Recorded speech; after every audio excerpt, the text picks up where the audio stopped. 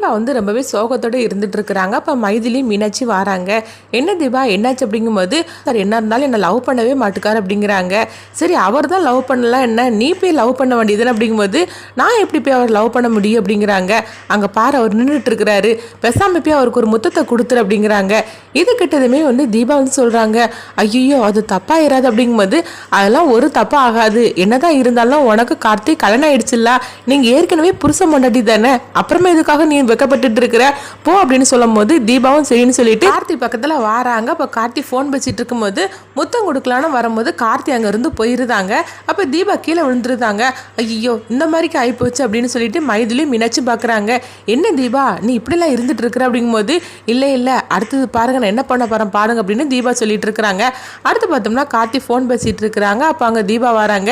என்னாச்சு தீபா அப்படின்னு சொல்லி கேட்கும்போது, இல்ல என்னுடைய புடவையை அயன் பண்ணணும் அப்படிங்கிறாங்க. சரி அயன் பண்ணிக்கோங்க அப்படிங்கும்போது, எனக்கு கரண்ட் ஷாக் அடிச்சிருச்சு அப்படின்னு சொல்லிட்டு அப்படியே மயக்கம் மட்டும் விழுந்துருந்தாங்க. இதை பார்த்ததுமே கார்த்திக்கு புரிஞ்சு போயிருது. ஓஹோ தீபா வந்து நல்லாவே நடிக்க ஆரம்பிச்சிட்டாங்க அப்படின்னு சொல்லிட்டு, ஆனாலும் வந்து கார்த்தியும் நடிக்க ஆரம்பிச்சிருந்தாங்க. கொஞ்சம் இருங்க அப்படின்னு சொல்லிட்டு அவங்க தண்ணி எடுத்துட்டு வந்து தெளிக்கிறாங்க. அப்போ தீபா வந்து எந்திக்க முடியாமல் எந்திக்கிற மாதிரி இருக்கிறாங்க. என்னாச்சு தீபா உங்களுக்கு அப்படின்னு சொல்லும் போது, இல்லைங்க எனக்கு கரண்ட் ஷாக் அடிச்சிருச்சு அப்படிங்கிறாங்க. அப்படியா அங்கே வந்து கரண்டில் வந்து ஷாக் அடிச்சுன்னு சொல்லிதீங்களே, அங்கே அயன் பாக்ஸ் சுவிட்சே போடலை, அப்புறம் உங்களுக்கு கரண்ட் ஷாக் அடிக்கும் அப்படிங்கிறாங்க. இது கேட்டதுமே தீபா அச்சோ நடிக்கிறது எல்லாமே உங்களுக்கு தெரிஞ்சு போச்சு அப்படிங்கும்போது, ஆமா எதுக்காக உங்களுக்கு இந்த வீணான இந்த வேலையெல்லாம், உங்களுக்கு தான் இதெல்லாம் சரிப்பட்டு வர மாட்டுக்கலாம், அப்புறம் எதுக்காக நீங்க இந்த மாதிரிலாம் ட்ரை பண்ணிட்டு இருக்கிறீங்க அப்படின்னு காட்டி சொல்லவும் இதுலயே மீனாட்சி இது ஒளிஞ்சு நின்று பார்த்துட்டு இருக்கிறாங்க. அப்போ வந்து தீபா சொல்றாங்க, இந்த மாதிரி ஆகி போச்சுது, நான் வந்து நடிச்சது எல்லாமே உங்களுக்கு தெரிஞ்சு போச்சுது அப்படிங்கும்போது, இதெல்லாம் வந்து எப்பவுமே வந்தது தெரியுமா, இதெல்லாம் பழைய இது, நீங்க புதுசா ஏதாவது ட்ரை பண்ணி பாருங்க அப்படின்னு சொல்லிக்கிட்டு காட்டி சிரிச்சுக்கிட்டு அங்கிருந்து போயிருந்தாங்க. இந்த மாதிரி நடந்துட்டு இருக்கு. அப்போ தீபா வராங்க. அப்போ மைதிலி மீனாட்சி கேட்குறாங்க, என்ன தீபா நீக்கு வந்து திரும்ப கார்த்திகிட்ட பல்பு வாங்கிட்டு அப்படிங்கும்போது, ஆமாங்க நீங்கள் சொல்கிறதுலாம் கரெக்டு தான், கார்த்தி சாரை வந்து என்னால் இம்ப்ரெஸ் பண்ணவே முடியலையே, அவர் எனக்கு பல்பு கொடுத்துட்டு போயிட்டார் அப்படிங்கும்போது, கார்த்தியெல்லாம் அவ்வளோ சீக்கிரத்தில் வந்து நீ மடைக்கிற முடியாது அப்படின்னு சொல்லிட்டு ரெண்டு பேரும் கிண்டல் பண்ணிட்டு இருக்கிறாங்க. தீபாவை பார்த்து இந்த மாதிரி நடந்துட்டு இருக்கு. அடுத்து பார்த்தோம்னா ரம்யாவை தான் காட்டுறாங்க. அப்போ அங்கே வந்து ரமேஷ் வராங்க. என்ன ரம்யா அவன் பின்னாடியே சுற்றிக்கிட்டு இருக்கிறேன், நீ என்னை திரும்பி கூட பார்க்க மாட்டேங்க அப்படிங்கும்போது, நான் தான் திரும்பி கூட பார்க்க மாட்டேங்கன்னு தெரியுதுல்ல, அப்புறம் எதுக்காக என் பின்னாடியே சுற்றிட்டு இருக்கிறீங்க, கல்யாணம் காலையில் தானே எதுக்காக இப்போ வந்திருக்கிறீங்க அப்படின்னு ரம்யா வந்து ரமேஷை போட்டு திட்டிகிட்டு இருக்கிறாங்க. என்ன ரம்யா நீ இப்படிலாம் பேசிகிட்டு இருக்கிற, கல்யாண காலையில் எனக்கு தெரியாதா, நான் ஒன்றை பார்க்குறதுக்காக தான் நான் வந்தேன், நீ ஏன் எப்போ வந்தாலும் என்கிட்ட வந்து எரிஞ்சு விழுந்துக்கிட்டு இருக்கிற, நான் உன்னை எந்த அளவுக்கு லவ் பண்ணுறேன்னு தெரியுமா அப்படின்னு வந்து ரம்யாட்ட வந்து சொல்லிட்டு இருக்கும்போது, என்னை நீ லவ் பண்ணிட்டு இருக்கிறியா, இப்போ அது ஒன்று தான் குறைச்சலாக இருக்குது அப்படின்னு சொல்லிட்டு ரம்யா வந்து மனசுக்குள்ள நினைக்கிறாங்க. நம்மளும் இவனை கண்டாலே எனக்கு எரிச்சலாக இருந்துட்டு இருக்கு, இவன் என்னென்ன இந்த மாதிரிலாம் பண்ணிட்டு இருக்கான்னு சொல்லிட்டு கோவத்தோடு இருந்துட்டு இருக்கிறாங்க. அடுத்து பார்த்தோம்னா கார்த்தி வந்து ரம்யாவோட அப்பாவுக்கு ஃபோன் பண்ணுறாங்க. அவருக்கு உடம்பு சரியில்லைன்னு வந்து ரம்யா சொன்னால, ஆனால் வந்து ரம்யா வந்து முகத்தில் பார்க்கும்போது அந்த மாதிரிலாம் ஒன்றுமே தெரியலையே, சந்தோஷமாக தானே இருந்துக்கிட்டு இருக்க மாதிரி இருக்குது, நம்மளுக்கு என்னமோ சந்தேகமாக இருக்குது அப்படின்னு சொல்லிட்டு கார்த்தி வந்து ரம்யாவோட அப்பாவுக்கு வந்து ரம்யாவுக்கு தெரியாமல் ஃபோன் பண்ணுறாங்க. ஆனால் அந்த ஃபோன் வந்து அவங்க எடுக்கவே இல்லை. இதை பார்த்ததுமே கார்த்திக்கு சந்தேகம் வருது, எதனால ரம்யாவோட அப்பா வந்து ஃபோன் எடுக்காமல் இருக்கிறாரு, அவர் நம்ம ஃபோனை பார்த்தாலே அவர் எடுத்துருவாரு, ஏன்னா இப்படிலாம் எடுக்காமல் இருக்க மாட்டேக்காரு, என்னமோ நடந்திருக்கு அப்படின்னு சொல்லிட்டு அவங்க சந்தேகப்படுறாங்க. அப்போ சரவணனுக்கு ஃபோன் பண்ணுறாங்க. ரம்யாவோட அப்பாவுக்கு வந்து ஏதோ நடந்திருக்குது, நீ போய் கொஞ்சம் பாரு அப்படின்னு சொல்லும்போது, அப்போ ரம்யா எங்கே இருக்காங்க அப்படின்னு சரவணன் கேட்கும்போது, ரம்யா அங்கே தான் மண்டபத்தில் தான் இருக்கிறாங்க, அதனால தான் சொல்கிறேன் நீ போய் வீட்டில் போய் பாரு அப்படிங்கிறாங்க. சரவணன் சரி கார்த்தி நீ வந்து ஒன்று கவலைப்பட்டு இருக்காத, நான் போய் பார்க்குறேன் அப்படின்னு சொல்லிட்டு அவங்க போகிறாங்க. இங்கே பார்த்தோம்னா வந்து ரம்யாவை தான் காட்டுறாங்க. ரியாவுக்கு ஃபோன் பண்ணுறாங்க. என்ன நான் சொன்ன மாதிரிக்கு நீ புடவையெல்லாம் வாங்கிட்டியா அப்படிங்கும்போது, ஆமாம் நான் வாங்கி வச்சுருக்கேன் அப்படிங்கிறாங்க. சரி நீ காலையிலே சீக்கிரமே வந்துடு அப்படிங்கும்போது, சரி நான் சீக்கிரமாக வந்துடுது அப்படின்னு ரியாவும் சொல்கிறாங்க. அடுத்து பார்த்தோம்னா ரூபஸ்ரீயும் அவங்க பாட்டியும் காட்டுறாங்க. அப்போ அவங்க பாட்டி வந்து அவங்க தீபாவை காட்டுறாங்க, அந்த கூட வந்து கூட்டிகிட்டு வந்த ஆள்கிட்ட, அவங்கள தான் நீங்கள் கடத்தணும் அப்படிங்கிறாங்க. ஆனால் கடத்தணும்னு சொல்லும் போது பார்க்கும்போது தீபா இருந்த இடத்துல ரம்யா இருக்கிறாங்க. அப்போ வந்து அந்த ஆள் வந்து ரம்யாவை தான் தீபா நினைச்சிருந்தாரு, இவங்கள தான் கடத்தணுமான்னு சொல்லி கேட்கும்போது பாட்டி ஒளிஞ்சிருந்து சொல்றாங்க, ஆமா அவளை தான் கடத்தணும் அப்படின்னு சொல்லி இருந்தாங்க. அப்போ வந்து அவங்க ரம்யாவை தீபா நினைச்சிருந்தாரு. அடுத்து பார்த்தோம்னா ரம்யாவை கடத்துறதுக்காகவே வந்து அந்த ஆள் வந்து சுத்தி வந்துட்டு இருக்கிறாரு. ரூபஸ்ரீ பாட்டி வந்து சொல்றாங்க, அங்க பாரு நான் காட்டணும் பத்தியா, அந்த பொண்ணை நீ கரெக்டா நீ கடத்திடணும், இந்த கல்யாணம் நின்று போயிடணும் அப்படிங்கிறாங்க. அதெல்லாம் நீங்க ஒன்றும் பயப்படாதீங்கம்மா, நீங்க கொடுத்த காசுக்கு நான் கரெக்டா நான் வேலை செய்வேன் அப்படிங்கும்போது, ஒன்றை நம்பி தான் நாங்கள் வந்திருக்கிறோம் பார்த்துக்கோ, பார்த்துக்கோ, நீ மட்டும் கரெக்டாக கடத்தினாதான் இந்த கல்யாணம் நின்று போயிடும் அப்படிங்கிறாங்க. நான் பாருங்களேன், நான் கரெக்டாக நான் கடத்தியிருந்தேன் அந்த பொண்ணை, நீங்கள் ஒன்றும் கவலைப்படாதீங்க, அதுதான் என்கிட்ட காட்டிட்டீங்களா அப்படின்னு சொல்கிறாங்க. அவங்க ரம்யாவே தீபான்னு அந்த ஆள் நினச்சிருந்தாரு. அடுத்தவங்க பார்த்தோம்னா வந்து தீபாவை தான் காட்டுறாங்க. தீபா வந்து சோகத்தோடு இருந்துட்டு இருக்கிறாங்க. அப்போ அங்கே ரம்யா வராங்க. என்ன தீபா என்னாச்சுது, காலையில் கல்யாணம், நீ என்ன சோகத்தோடு இருந்துட்டு இருக்கிற அப்படிங்கும்போது, இல்லை என்னதான் இருந்தாலும் கார்த்தி சார் மனசில் என்னால் இடம் பிடிக்கவே முடியல அப்படிங்கிறாங்க. ஏன் என்னாச்சு அப்படின்னு சொல்லி கேட்கும் போது அப்போ நடந்ததெல்லாம் சொல்கிறாங்க. இதை கேட்டுட்டு ரம்யா மனசுக்குள்ளே நினைக்கிறாங்க, கார்த்தி மனசில் இப்போ இல்லை, நீ எப்போவுமே நீ இடம் பிடிக்க முடியாது, விடிஞ்சாய்க்கு அவருக்கு பொண்டாட்டியா நான் தான் ஆக போகிறேன் அப்படின்னு ரம்யா வந்து நினச்சிட்டு மனசில் இருக்கிறாங்க. அப்போ தீபா கேட்குறாங்க, என்ன ரம்யா அப்பப்போ நீ என்னதான் நீ வந்து நினச்சிக்கிட்டு இருக்கிற அப்படிங்கும்போது, இல்லை ஒன்றும் இல்லை, நீ ஒன்றும் கவலைப்பட்டுட்டு இருக்காத, கார்த்தி வந்து சும்மா உண்டை வந்து நடிச்சிக்கிட்டு இருப்பாரு, அப்படிலாம் ஒன்றும் இருக்காது அப்படிங்கும்போது, இல்லை நானும் கூட அப்படி தான் நினச்சேன், ஆனால் பாரு இந்த மாதிரிலாம் ஆகி போச்சுது, அவருக்கு என் மேலே அன்பே இல்லைன்னு சொல்லி கூட எனக்கு தோணுது அப்படிங்கும்போது, அப்படிலாம் ஒன்றும் கிடையாது, பாரு விடிஞ்சா உனக்கு வந்து கல்யாணம் நடக்க போகுது, அதுக்கப்புறமா அவர் எவ்வளோ அன்பா வந்துட்டு இருக்க போறாரு பாரு அப்படின்னு ரம்யான்னு சொல்லி நடிச்சுக்கிட்டு இருக்கிறாங்க. அப்போ அங்கே கரெக்டாக வந்து ரமேஷ் வந்துருந்தாங்க. என்ன ரெண்டு பேரும் என்ன பேசிட்டு இருக்கிற அப்படிங்கும்போது, போச்சுடா இவன் வந்துட்டானா அப்படின்னு சொல்லிக்கிட்டு ரம்யா வந்து கோபத்தோடு இருந்துட்டு இருக்கிறாங்க.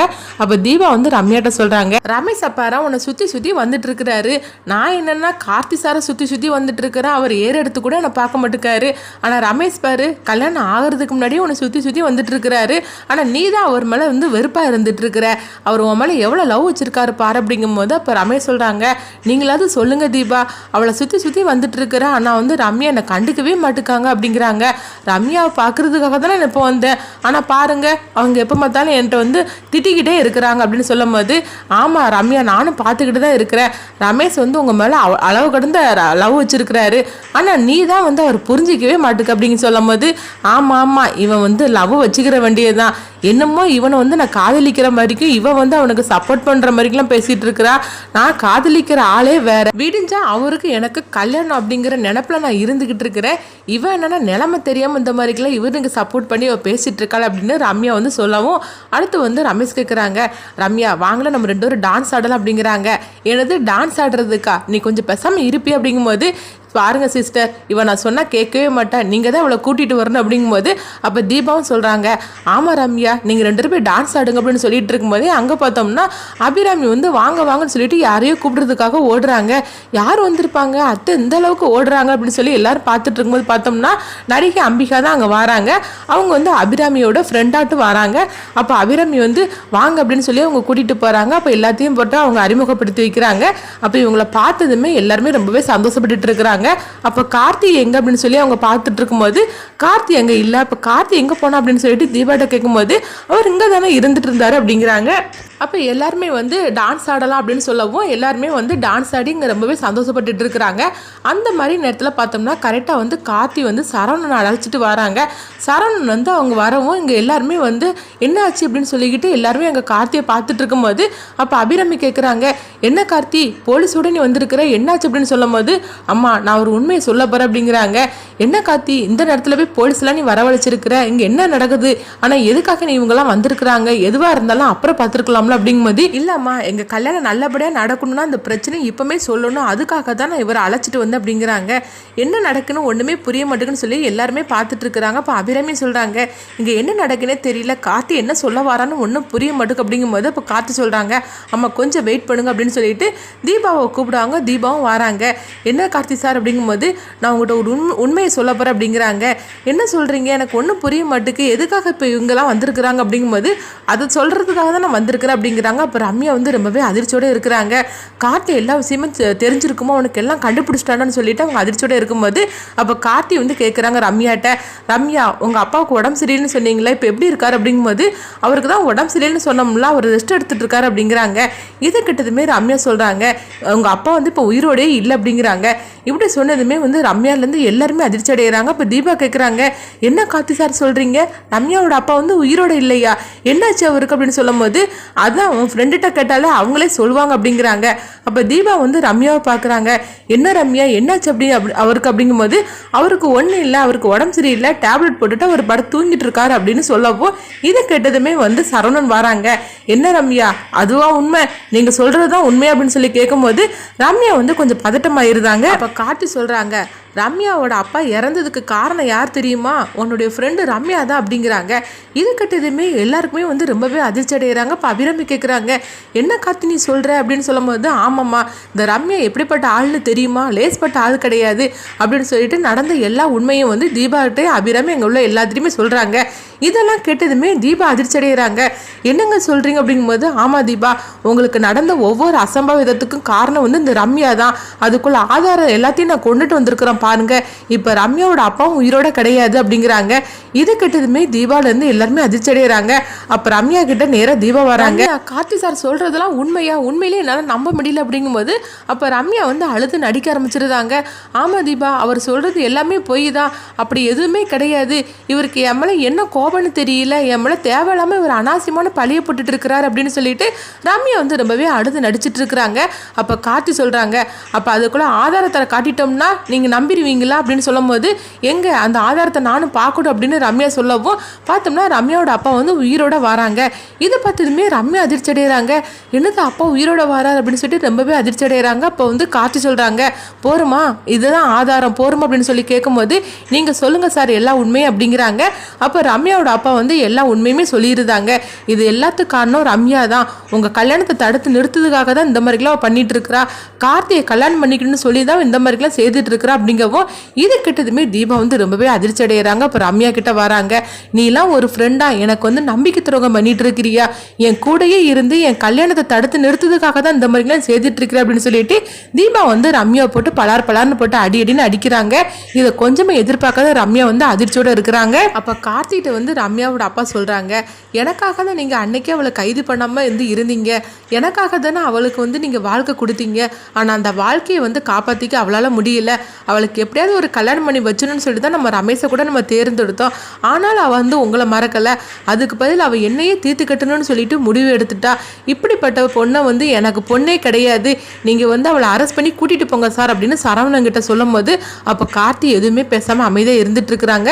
அப்போ வந்து தீபா சொல்கிறாங்க, நீ எல்லாம் ஒரு ஃப்ரெண்டே கிடையாது, பெத்த அப்பாவையே வந்து நீ இந்த மாதிரிக்கு ஒரு முடிவு எடுத்து நீ இந்த மாதிரிலாம் பண்ணிட்டியே, நீ எல்லாம் பொன்னாடி அப்படின்னு சொல்லிட்டு வந்து ரொம்பவே கண்ணாப்படான்னு திட்ட ஆரம்பிச்சிருந்தாங்க. சரவணனும் வந்து அவங்க ரம்யா வந்து அரெஸ்ட் பண்ணி கூட்டிகிட்டு போகிறாங்க. அப்போ ரம்யா வந்து தீபாவையும் கார்த்தியும் திரும்ப அவங்க பார்த்துக்கிட்டே போகிறாங்க. என்னதான் இருந்தாலும் சரி தான், கடைசியில் இந்த மாதிரி ஆகிப்போச்சுது, எல்லாரும் சேர்ந்து என்னை வந்து போலீஸில் மாட்டி விட்டுட்டிங்களா, எப்படி இந்த கல்யாணத்தை நீங்கள் நடத்திடுவீங்கன்னு பார்ப்போம் அப்படின்னு சொல்லிட்டு ரம்யா வந்து அவங்க பேசிக்கிட்டே அங்கே போகிறாங்க. அப்போ தீபா வந்து கார்த்திகிட்ட பார்க்குறாங்க, என்ன கார்த்தி சார் ரம்யா இந்த அளவுக்கு மோசமாக இருப்பான்னு சொல்லி நான் கொஞ்சம் கூட எதிர்பார்க்கவே இல்லை அப்படிங்கும்போது இது எல்லாத்தையுமே வந்து ரூபஸ்ரீயும் பார்த்துட்டு இருக்கிறாங்க. என்னது நம்ம ஒரு திட்டம் போட்டு வந்தோம்னா இங்கே இன்னொன்று நடந்துக்கிட்டு இருக்குது, இந்த ரம்யா இந்த மாதிரிலாம் பண்ணுவான்னு சொல்லி கொஞ்சம் கூட நம்ம எதிர்பார்க்கவே இல்லையே. ஐஸ்வர்யா சொன்னது சரிதான், ஆனால் ரம்யா இந்த அளவுக்கு பயங்கரமான பொண்ணாக இருக்கிறாளே, அவளுடைய அப்பாவையே அவள் தீர்த்துக்கிட்டணும்னு சொல்லிட்டு முடிவு பண்ணியிருக்கிறானா, அப்போ கார்த்தி மேலே அவள் எந்த அளவுக்கு வந்து வெறித்தனமாக இருந்திருப்பா அப்படின்னு சொல்லி இவங்க ரெண்டு பேரும் ஒரு பக்கம் பேசிகிட்டு இருக்கிறாங்க. அப்போ பார்த்தோம்னா ஐஸ்வர்யா அங்கேருந்து வராங்க. என்னது இந்த மாதிரிக்கு ஆகிப்போச்சுது, நல்ல வேளை அவள் நம்மளையாவது மாட்டி விடாமல் போனாள் அப்படின்னு சொல்லிட்டு அவங்க நினைக்கிறாங்க.